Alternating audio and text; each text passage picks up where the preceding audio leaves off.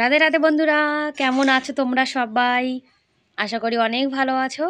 আমার নতুন আরেকটি ব্লগে তোমাদের সবাইকে জানাই অনেক ভালোবাসা আর অনেক স্বাগত। প্লিজ তোমরা একটা লাইক করে ভিডিওটি কন্টিনিউ করো।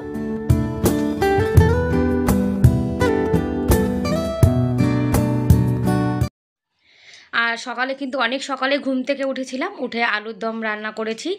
আর এদিকে ভাত রান্না করে কিন্তু ঠান্ডা করতে দিয়েছি। বেশি গরম ভাত কিন্তু লাঞ্চ বক্সে রেখে দিলে তখন আবার খারাপ হয়ে যায়। এদিকে গোপাল সোনার জন্য কিন্তু আলাদা করে রেখে দিয়েছি, কেন গোপাল সোনাকে তো ট্রেনে খেতে দেবো। আর গোপাল সোনার টিফিন বক্সটা কিন্তু ধুয়ে রেখেছিলাম। আর বড় গোপাল দেখো এখনও ঘুমিয়ে রয়েছে, ছোট গোপালও ঘুমিয়ে রয়েছে। এদেরকে এখন ডেকে ডেকে তুলতে হবে, বড়টা তো একটু উঠে গেছে। স্নান টান করে রান্নাবান্না করে নিয়েছি, এবার ব্যাস ড্রেস পরবো, রেডি হব, তারপর একটু পরে বেরাবো। তারপরে কিন্তু আমরা সকালে কিছুই খাইনি। আর দেখো কতটা কুয়াশা পড়েছে। আগের দিন তো আমাদের এখানে ঝিরিঝিরি বৃষ্টি হয়েছিল, তারপরে দেখেছো চারিদিকে কিন্তু একদম কুয়াশায় ভরে গেছে। এখন কিন্তু 7টা বাজে, 7টার সময় চারিদিক এত অন্ধকার হয়ে গেছে শুধুমাত্র কুয়াশার জন্যে। দেখো দূর থেকেও কিন্তু কিছু দেখা যাচ্ছে না। তাই আমরা কিন্তু গাড়িতে করে যাচ্ছি। আর গাড়ির মধ্যে কিন্তু থাকলে একটু শীত লাগে না, যার জন্য গাড়িতে করে যাচ্ছি। এখন আমরা বাসে উঠবো। আর দেখেছো কেমন কুয়াশা পড়েছে, আর ঠান্ডাও কিন্তু ভীষণ পড়েছে। এত ঠান্ডা যেন তো কোথাও যেতেও ইচ্ছা করে না, কিন্তু এখন কি করা যাবে। এই যে আমরা কিন্তু বসে রয়েছি, আমার গোপাল সোনাকেও নিয়ে নিয়েছি। আর বাজারে দেখো দোকান কিন্তু এখনও খোলেনি, আমরা এত সকাল সকাল চলে এসেছি এখনও দোকানও খোলা হয়নি। তারপর আমাদের ট্রেন আছে তো অনেক সকালে। আর রাস্তাঘাটে বেরালে কিন্তু কমসে কম 1-2 ঘন্টা হাতে নিয়ে বেরানোই ভালো, কেননা গাড়ি কথা তো বলা যায় না কখন কি হয়ে যায়, যার জন্য তাড়াতাড়ি বেরিয়েছি। তারপরে আমরা কিন্তু বাস থেকে নেমে পড়েছি, এটা হলো ধোলাকুয়া, দিল্লির ধোলাকুয়া। এখানে দিল্লি জয়পুরের যে বাস, সে বাস থেকে আমরা নেমে পড়েছি। এখন এখান থেকে অটোতে উঠবো। ওই যে আমরা ওই ওভারব্রিজটার উপাস থেকে এসেছি। আর এখানে জানো তো অটোওয়ালারা কিন্তু নিজের ইচ্ছা মতো দাম চায়, যার জন্য এখানে পর্চি কাটা টিকিট বানানোর জায়গা আছে সরকারি, সেখান থেকে টিকিট বানিয়ে নিলে কিন্তু ওরা অনেক কম দামে নিয়ে যায়। আর দিল্লিতে কিন্তু সব থেকে বেশি চোর গুন্ডা দিল্লিতেই ঘোরে, যার জন্য ব্যাগ সব কিন্তু ঠিকঠাক করে রাখতে হয়। আর এখানে অটোওয়ালারা কিন্তু সব থেকে বেশি ডাকাত যাকে বলে, এরা পয়সাও বেশি নেয়, তারপরে বাইরের লোকজন দেখলে ব্যাগ ট্যাগ ওরা আবার চুরিও করে নিয়ে যায়, যার জন্য কিন্তু সরকারি ট্যাক্সির ওখান থেকে টিকিট করে নিয়ে তারপরে কিন্তু অটোতে ওঠা খুবই ভালো। তাহলে সরকারের কাছে ওটা লেখা থাকে, এরা কোনো কি বলবো, কিছু করতে পারবে না। তারপরে আমরা কিন্তু অটোতে উঠে পড়েছি। আর হালকা হালকা কিন্তু হাওয়াও রয়েছে। আর অটোতে যখন উঠবো তখন কিন্তু খুব হাওয়া লাগবে, আর শীতও কিন্তু ভালোই পড়েছে। দেখো আমরা সোয়েটার টুপি সব পরেছি, আর এই কিন্তু টুপি পরেনি, বলছে ওর চুল খারাপ হয়ে যাবে। গোপাল সোনাকে কিন্তু সোয়েটার পরিয়ে নিয়েছি। আর দিল্লিতে রাজস্থানে এদিকে কিন্তু খুবই শীত। আর এখন কিন্তু আমি কলকাতাতে রয়েছি, এখানে বসে ভয়েস দিচ্ছি, এখানে তো একদমই শীত নেই। আর দেখো আমাদের এখানে কতটা শীত, আর অটোওয়ালা কিন্তু টুপি মুপি কিছুই পরেনি, ওনাদের অভ্যাস হয়ে গেছে। আর দিল্লি রাস্তাঘাটে দেখো এত গাছপালা, তবুও কিন্তু এখানে পলিউশন সব থেকে বেশি হয়। আর বন্ধুরা, তোমরা এখনও পর্যন্ত যারা ভিডিওটি দেখছো, তোমাদের যদি আজকের ভিডিওর কোনো অংশ ভালো লেগে থাকে তাহলে প্লিজ এটা লাইক করে দিও।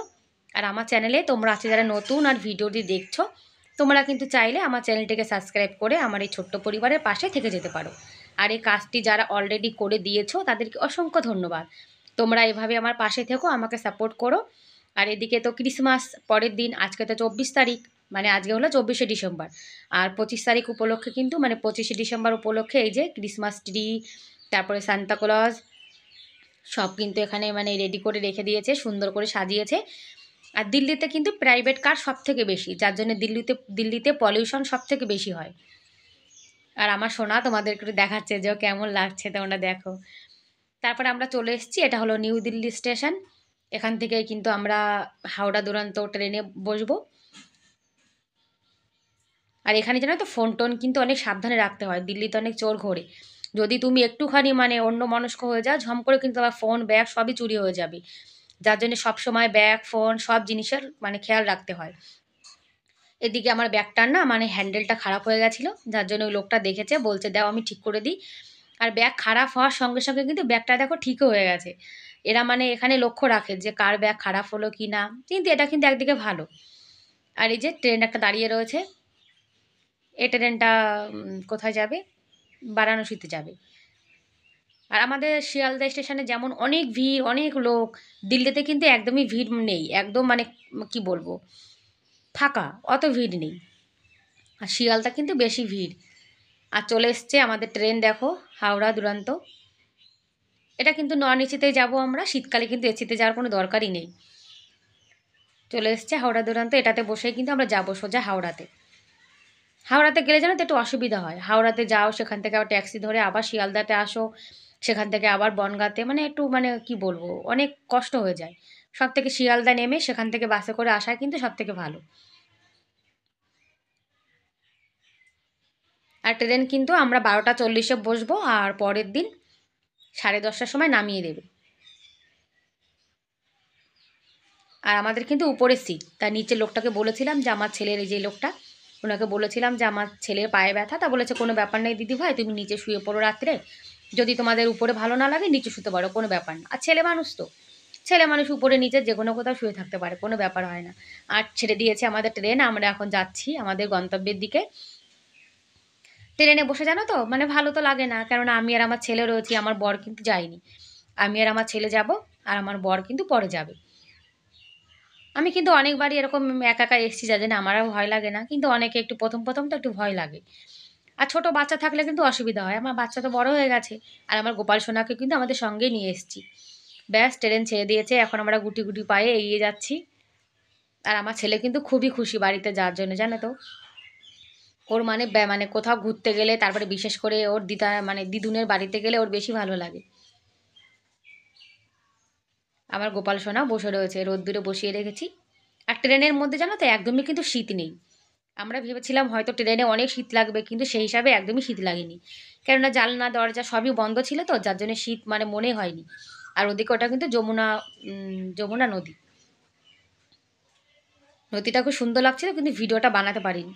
এই যে আমাদের দুপুরে খাবার দাবার দিয়েছে, দই দিয়েছে, ভাত দিয়েছে, আলু মটর গাজরের সবজি দিয়েছে, ডাল দিয়েছে, আর 3টে রুটিও কিন্তু দিয়েছিল। তা আমার ছেলে মানে হাফ টিকিট তো, ওর পুরো ফুল টিকিট বানানো হয়নি, যার জন্য বলেছে যে খাবার বাচ্চার হবে না, কিন্তু একটা দাদাভাই ছিল, সে বলেছে যে তুমি বাচ্চা নিয়ে যাচ্ছ তো, তাহলে খাবারটা আমি দিয়ে দেবো ওখানে। আর এই দেখো রুটি প্যাকেটে করে প্যাকিং করে দিয়েছে। খাবার দাবার কিন্তু ভালোই ছিল, কিন্তু অল্প ভাত দেয় তো, আমার ছেলের আবার মানে ওই ভাতে পেট ভরে না, যার জন্য বাড়ি থেকে আমি রান্না করেই নিয়ে এসেছিলাম। আর হালকা ফুলকা রুটি দেখো কত সুন্দর। আর এই যে বলছে যে আমরা নিরামিষ প্লেট নিয়েছি, কিন্তু নিরামিষের মধ্যেও কিন্তু পেঁয়াজ রসুন দেওয়া রয়েছে। ওই যে আলু মটর গাজর, ওর মধ্যেও পেঁয়াজ রসুন দেয়া, ডালের মধ্যেও পেঁয়াজ রসুন দেয়া। তা ভালোই খাবার দাবার দিয়েছে। এটা টক দই, কিন্তু অতটা টক না।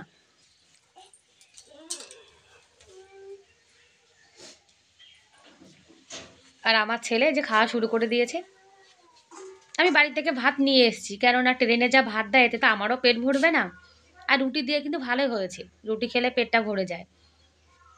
আর এই ট্রেনে কিন্তু বেশিরভাগ সব বাঙালিরাই যায়। এই যে হাওড়া দুরান্ত, তারপরে সম্পর্ক্রান্তি, তারপরে যেগুলো হাওড়ার দিকে শিয়ালদার দিকে যায়, ওগুলোতে বেশিরভাগ বাঙালি আসে। তা যদি কেউ কখনো একা আসে তাহলে কিন্তু কোনো মানে অসুবিধাই হবে না। আমার গোপাল সোনা কিন্তু উপরের সিটে বসিয়ে রেখেছি। আর তারপরে কিন্তু আবার রাত্রিরের খাবার দাবারও চলে এসেছিলো। আর এই দেখো বসে বসে সিঙ্গারা খাচ্ছে।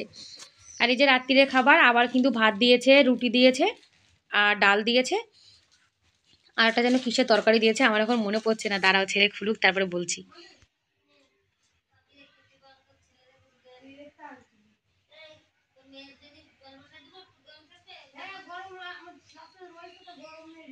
এই যে কিসের সবজি দিয়েছে, আলু দিয়ে একটু বিনস দিয়ে কিসে যেন সবজি দিয়েছে, আমার ঠিক মনে পড়ছে না, কেননা আমি খাইনি তো।